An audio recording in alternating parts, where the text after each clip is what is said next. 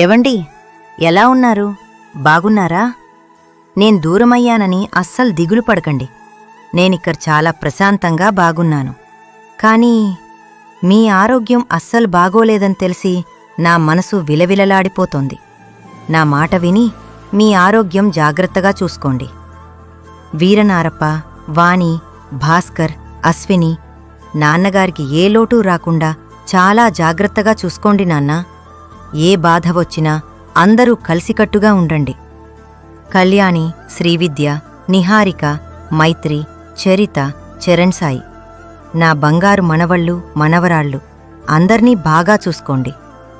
భాస్కర్, పిల్లల బాధ్యత నీదే నాన్నా. ఎవరికీ ఏ లోటూ రానివ్వకు.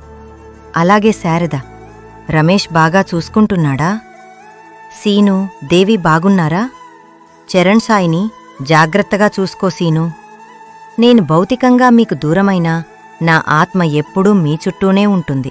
మీ అందర్నీ ఆశీర్వదిస్తూనే ఉంటుంది. ఎక్కడున్నా మీ గురించే నా ఆలోచన. అందరూ జాగ్రత్తగా ఉండండి.